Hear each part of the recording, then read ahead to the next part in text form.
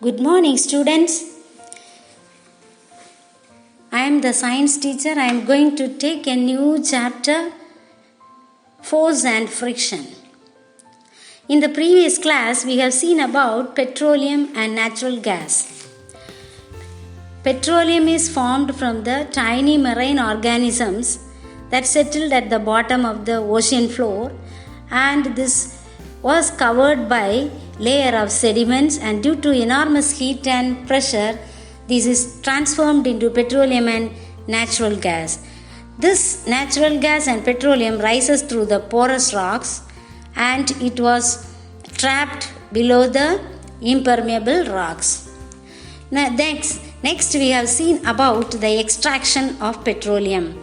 Extraction of petroleum is done by the refining of petroleum oil. What is meant by refining? Petroleum oil is separated into useful substances through a process called refining of petroleum.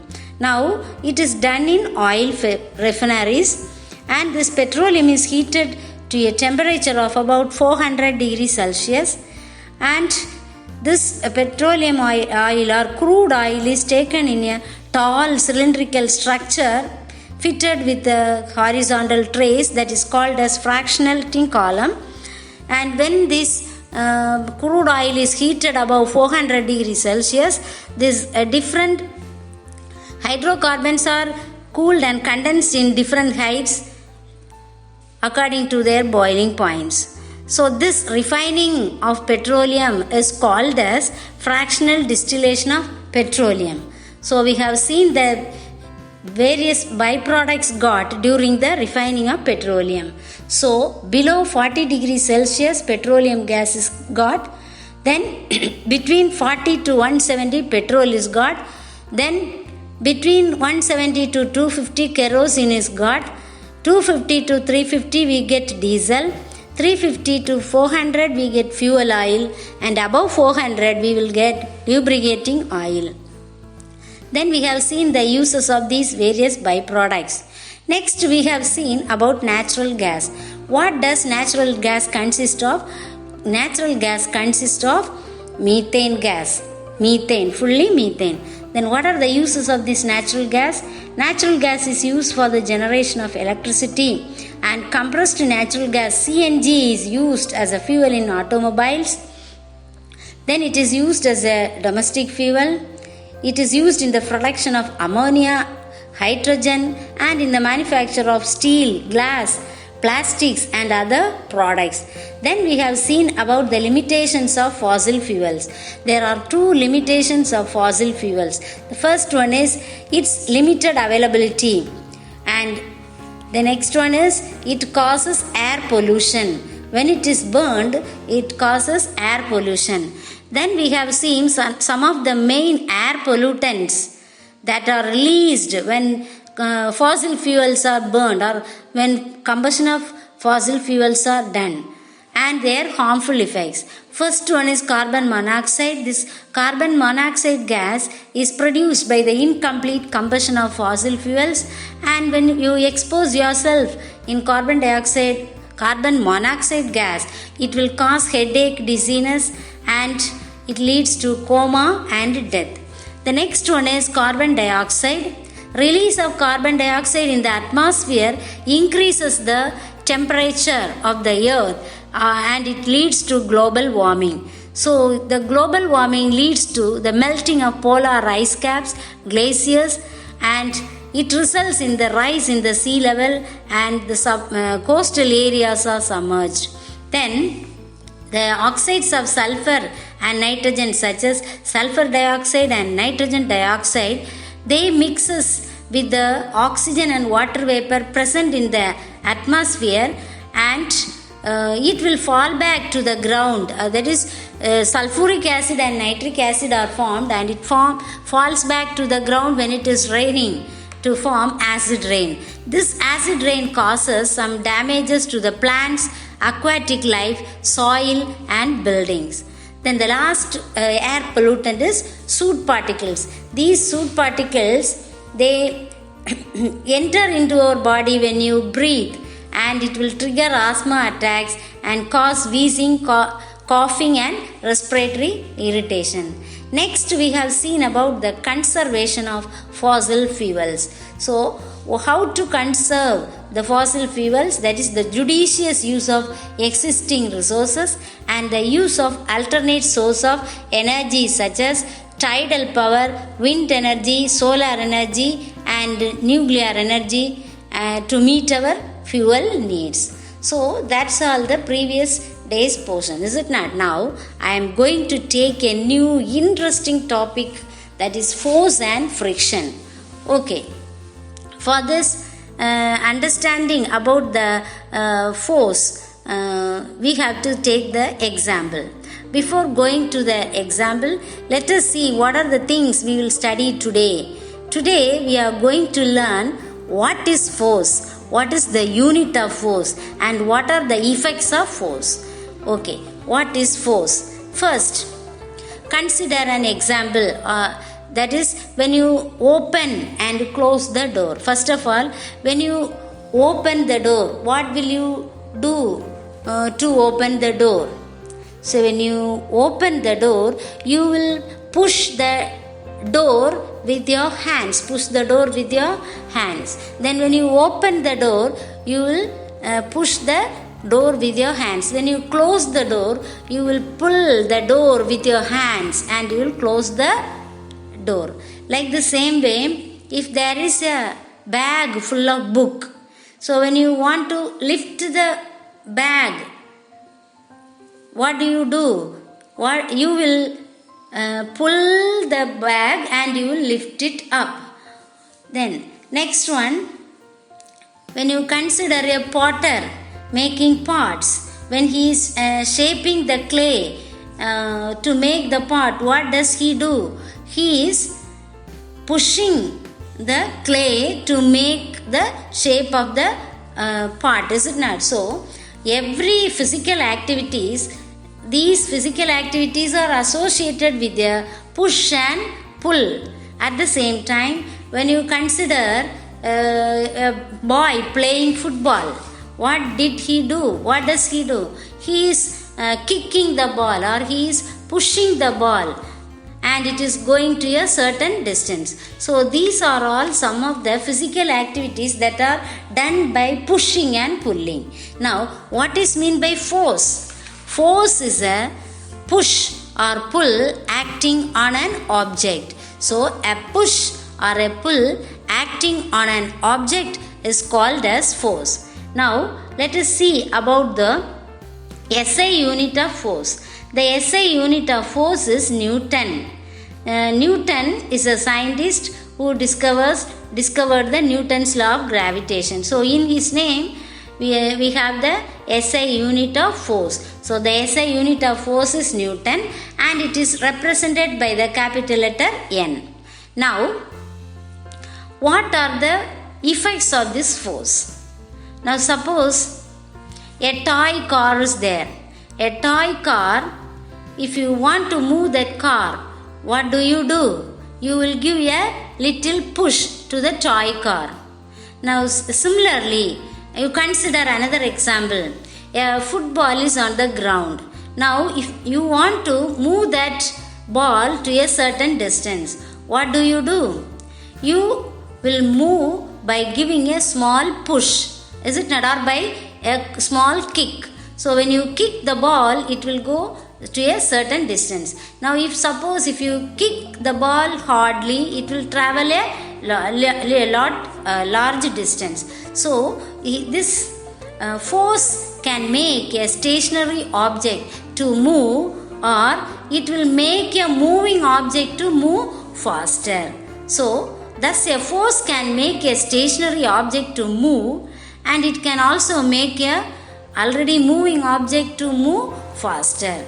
So the another example is, suppose if you are having a car. So if your car is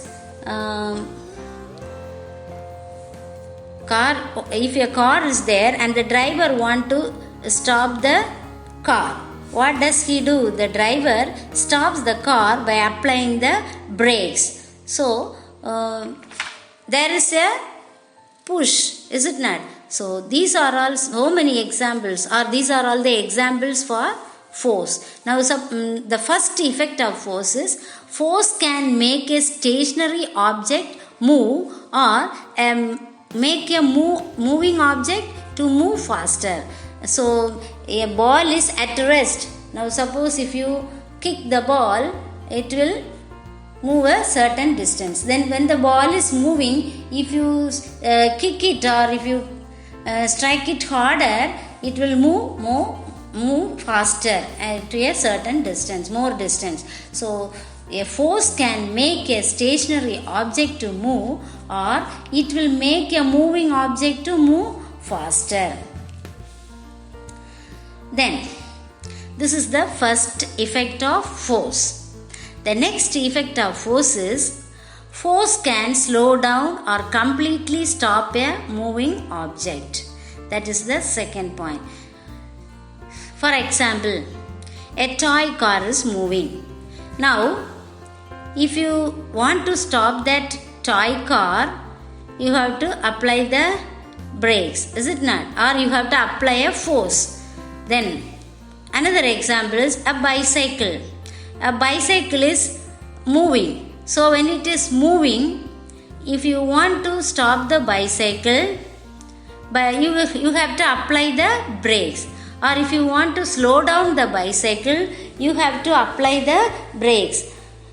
So this is the second effect of example of second effect of force. That is, force can slow down or completely stop a moving object. So when you apply the brake, you are applying some force on the body. So suppose if a football is there, now the goalkeeper will apply a force to stop the ball,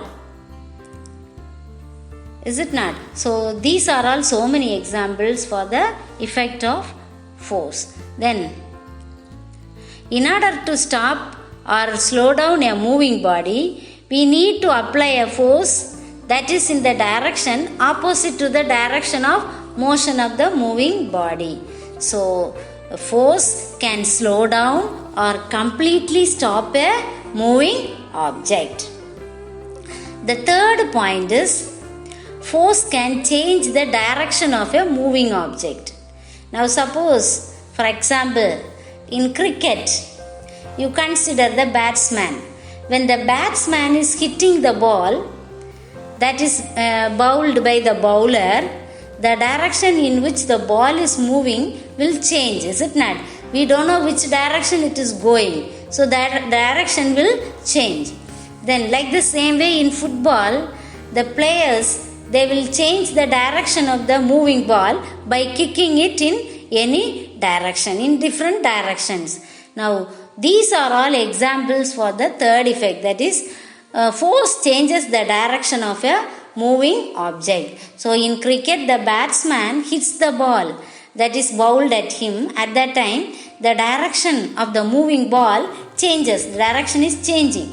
Like the same way in football also, the player, he can change the direction of the moving ball by kicking the ball in the different direction. So when he kicks the ball, it will move in the different direction. So a force can change the direction of a moving object. Now a force can change the state of motion of an object also. Now it can change the speed and direction in which an object moves. It can also change the shape of the object. Sometimes if you strike the ball harder, it may break also. So it is changing the shape of the object. Now when without a force, an object will remain in its rest only. It will not move. Okay. So if you apply a force, it will change the direction of a moving object. It can slow down or completely stop a moving object. Then when a stationary object is force is applied on a stationary object, it will move. And if you apply more force, the moving object will move faster. Then the last one is the force can change the shape and size of an object. Now in your homes, in the kitchen, when your mother is making chapatis, what does she do? She is changing the shape of the dough by applying some force with her hands. Now suppose when she is making chapati, she is pressing the dough very hard with her hand. At that time the shape of the dough is changing. So this is the best example for changing the shape of an object. Next one is suppose you have a rubber band. When you stretch this rubber band, or when you pull this rubber band with your hands, the length of the rubber band will increase. At the same time, when you release that, it will come back to its original shape. So we can say that force can change the shape and size of an object. You can also break things by applying a force. Suppose if you are taking a object and applying a force and putting down, it will break, is it not? Suppose a bottle is there, glass bottle. Now you are having the glass bottle in your hand. Now with great force you are throwing down. What will happen? The bottle will be broken into pieces. So you are applying some force on the bottle. So at that time the bottle is breaking into pieces. So the materials that break easily when force is applied are called as brittle. So glass is a brittle substance. So when it is put down, it will break. Then even porcelain cups and porcelain utensils also break easily when you apply force on them. So thus we can say that force can change the shape and size of an object. So what are the effects of this force? Force can change, or force can make a stationary object move, or make a moving object moving faster. Second point is force can slow down or completely stop a moving object. The third one is force can change the direction of a moving object. Fourth point is force can change the shape or size of an object. So these are the effects of force we have studied. So once again, a push or pull acting on an object is called as force. The SI unit of force is Newton. It is represented by the capital letter N. Then what are the effects of this force? Force can make a stationary object move, or make a moving object move faster. Second point, force can slow down or completely stop a moving object. Third point, force can change the direction of a moving object. Then fourth point, force can change the shape or size of an object. So these are the 4 effects of force. So now listen children. Still last week I have taken 3 lessons, chemistry lessons. So if you have any doubt, you can ask me. Okay. So have you all understood today's force and its effects? Okay. So next I am going to give you the magnitude of a force. Now before going to the magnitude of a force, we have to see that a force can have more than one effect at the same time also. Suppose if you have a ball and you are kicking the ball with a bat, what does it do? It changes its direction. First of all, it will go in some direction and it will move to a certain distance in very high speed, and at the last it will stop. At the same time, the shape of the ball also can change slightly at this time if you hit it hardly. So a force can have more than one effect at the same time. For example, when you hit a ball with a bat, we change its direction and also its speed at the same time. Even the shape of the ball could also change slightly at that time when you hit it hard. Okay, so these are the things you have learned today. Thank you.